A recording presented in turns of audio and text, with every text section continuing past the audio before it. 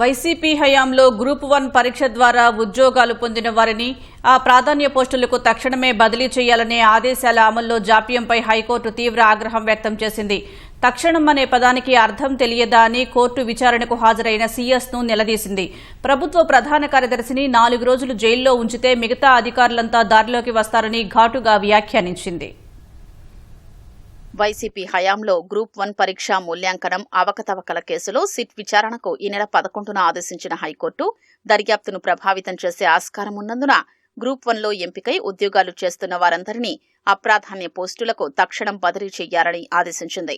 ఆ మేరకు తీసుకున్న చర్యల వివరాల్ని వారంలోగా సమర్పించకపోవడంతో ప్రభుత్వ ప్రధాన కార్యదర్శిని ధర్మాసనం బుధవారం విచారణకు పిలిపించింది. సీఎస్ తరపున అడ్వకేట్ జనరల్ దమ్మాలపాటి శ్రీనివాస్ వాదించేందుకు యత్నించగా కోర్టు ఆదేశాలు ఎందుకు అమలు చెయ్యలేదో చెప్పాలని సీఎస్ను నేరుగా ప్రశ్నించింది.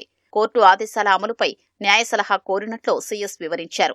ఈ దశలో జోక్యం చేసుకున్న ఏజీ సర్వీసు నిబంధనల్లో ప్రాధాన్య అప్రాధాన్య పోస్టులకు నిర్వచనం లేదని, దీనిపై అన్ని శాఖాధిపతుల నుంచి సాధారణ పరిపాలనా శాఖ ముఖ్య కార్యదర్శి వివరాలు అడగ్గా సమాచారం రాలేదన్నారు. అందుకే సీఎస్ న్యాయ సలహా కోరినట్లు తెలిపారు. కోర్టు తీర్పు అమల్లో స్పష్టత కోసం ఈ నెల 19నే హైకోర్టులో మెమో వేసినా అదింకా నెంబర్ కాలేదన్నారు. కోర్టు ఆదేశాలు పాటించరాదనే దురుద్దేశం సీఎస్కు లేదని, కొంచెం సమయం ఇవ్వాలని దమ్మాలపాటి కోరారు. దీనిపై స్పందించిన హైకోర్టు ప్రాధాన్య అప్రాధాన్య పోస్టులపై 1996లోనే సాధారణ పరిపాలనా శాఖ కార్యనిర్వాహక ఆదేశాలిచ్చిందని వ్యాఖ్యానించారు. అసిస్టెంట్ సెక్షన్ ఆఫీసర్కు సైతం వాటి గురించి తెలుసని, కృత్రిమ మేధ గూగుల్ను అడిగినా చెబుతుందని, మీకు సదుద్దేశముంటే నిఘంటువులోని ఆ పదాల అర్థాన్ని బట్టి ముందుకెళ్లి ఉండాల్సిందని ధర్మాసనం తెలిపింది. నిద్రపోయే వారిని లేపొచ్చుగాని నిద్ర నటించే వారిని లేపలేం. కోర్టుల పట్ల అధికారులకు గౌరవం లేకపోయినా మాకు అధికారులపై గౌరవం ఉందని న్యాయమూర్తులు వ్యాఖ్యానించారు. సీఎస్ను ఏజీ వెనకేసుకొస్తారని అనుకోలేదని ఆక్షేపించగా తనకు దురుద్దేశాలు ఆపాదించొద్దని దమ్మాలపాటి కోరారు. ప్రభుత్వం సీఎస్ తరపున ఏజీగా వాదనలు వినిపించాల్సిన బాధ్యత తనపై ఉందన్నారు.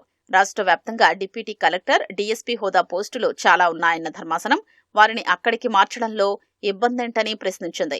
గ్రూప్ 1కు ఎంపికై వివిధ పోస్టుల్లో కొనసాగుతున్న వారిని ఎన్నికల విధులకు దూరంగా ఉంచారంటూ ప్రస్తుత అధికార పార్టీ అధినేత ప్రతిపక్షంలో ఉన్నప్పుడు కేంద్ర ఎన్నికల సంఘానికి లేఖ రాశారని గుర్తు చేసింది. అయినా తామిచ్చిన ఆదేశాలు అమలు చెయ్యలేదంటే ఉద్యోగాలకు ఎంపికైన వారు సీఎస్ను మేనేజ్ చేసినట్లుందని, వారితో ఆయన కుమ్మక్కైనట్లు కనిపిస్తోందని వ్యాఖ్యానించింది. కోర్టు ఉత్తర్వులు పాటించాల్సిన అవసరం లేదంటూ కింది స్థాయి అధికారులకు సందేశమిస్తున్నారా అని నిలదీసింది. కోర్టు ఆదేశాలు మీరే గౌరవించకపోతే ఇక వారేం గౌరవిస్తారని ప్రశ్నించింది. కోర్టు ఉత్తర్వులు అమలయ్యేలా చూడలేనప్పుడు ఇక న్యాయస్థానాల్ని మూసేయడం మంచిదని ధర్మాసనం వ్యాఖ్యానించింది. ఇప్పటికైనా కోర్టు ఆదేశాలు అమలు చేస్తారా, జైలుకెడతారా చెప్పండంటూ సీఎస్ను సూటిగా అడిగింది. సహేతుకు సమయం ఇవ్వాలని సీఎస్ కోరగా ఇప్పటికే 15 రోజులు గడిచిపోయాయని గుర్తు చేసింది.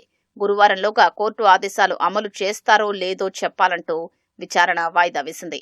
కనీసం 2 రోజులైనా సమయం ఇవ్వాలన్న ఏజీ విజ్ఞప్తిని తోసిపుచ్చింది. ఫలితంగా ఉత్తర్వులు అమలు చేసి గురువారం కోర్టుకు నివేదిస్తామని సీఎస్ కోర్టుకు తెలిపారు. ఆదేశాలు అమలు చేస్తే సీఎస్ విచారణకు హాజరు కావాల్సిన అవసరం లేదని న్యాయమూర్తులు జస్టిస్ భట్టు దేవానంద్, జస్టిస్ హరిహరనాథ శర్మతో కూడిన ధర్మాసనం ఉత్తర్వులిచ్చింది.